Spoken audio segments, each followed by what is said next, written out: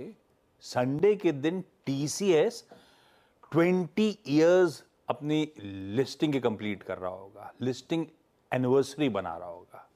ये जो 20 साल बेमिसाल रहे हैं टीसीएस के, उस पे सुमित ने एक बढ़िया सा प्रेजेंटेशन आपके लिए रेडी करा है। दिखाइए भाई डायरेक्टर साहब।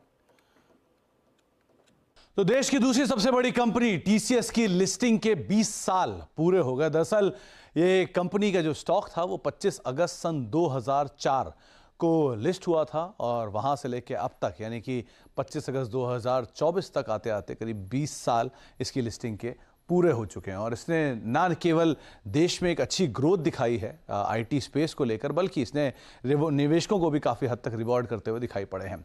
कई सारे फैक्ट्स। पहले तो ये प्री एडजस्टेड यानी एडजस्टमेंट के बिना टीसीएस का जो इशू प्राइस था वो 850 रुपये पर शेयर के आसपास था उस समय पर। उस समय पर कंपनी ने कुछ ओएफएस भी किया था, कुछ फ्रेश इशू भी किया था और करीब 5400 करोड़ रुपए के आसपास की रकम जुटाई भी थी। उस समय की आईपीओ की डिटेल है। कुछ और आईपीओ की डिटेल की बात की जाए तो उस समय पर क्यूआईबी हिस्सा 7 गुना सब्सक्राइब हुआ था, एनआईए का हिस्सा करीब 19 गुना सब्सक्राइब हुआ था, कर्मचारी का हिस्सा रफली 3/4 गुना सब्सक्राइब हुआ था और रिटेल का हिस्सा करीब 3 गुना सब्सक्राइब होता हुआ दिखाई पड़ा था। तो एक बढ़िया सब्सक्रिप्शन का नंबर उस समय पर आया था। हालांकि कर्मचारियों का नंबर उतना स्ट्रांग नहीं आता हुआ दिखाई पड़ा।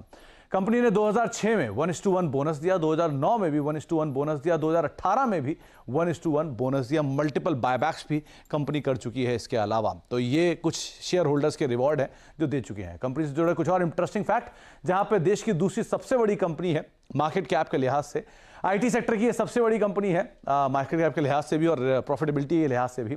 टाटा ग्रुप की कुल मार्केट कैप का 47% हिस्सा टीसीएस का है। इंटरेस्टिंग फैक्ट यह है कि 2011 से लेकर 2021 तक टाटा ग्रुप की कुल मार्केट कैप का 50% से ज्यादा का हिस्सा अकेला टीसीएस देता था। तो एक डिकेड तक यहां पे इसने लीडरशिप को मेंटेन रखा है। टाटा ग्रुप की मार्केट कैप का ऑलमोस्ट आधा हिस्सा अभी भी टीसीएस से आता हुआ दिखाई पड़ रहा है।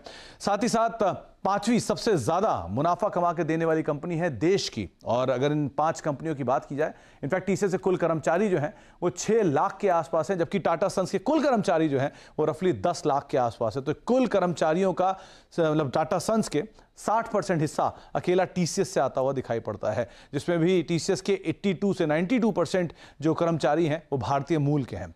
ये देश की सबसे ज्यादा मुनाफा कमाने वाली कंपनी है। इसमें रिलायंस इंडस्ट्रीज 78,000 करोड़ रुपए का मुनाफा, एसबीआई 70,000 करोड़ रुपए का मुनाफा, एचडीएफसी बैंक 70,000 करोड़ रुपए का मुनाफा और इसके अलावा जो 2 और कंपनियां हैं उसमें ओएनजीसी करीब 50,000 करोड़ और टीसीएस 47,000 करोड़ रुपए का मुनाफा कमाने वाली देश की 5वीं सबसे बड़ी कंपनी के तौर पर शुमार है। तो एक टाटा ग्रुप का ज्वेल जिसकी लिस्टिंग के 20 साल पूरे हो चुके हैं।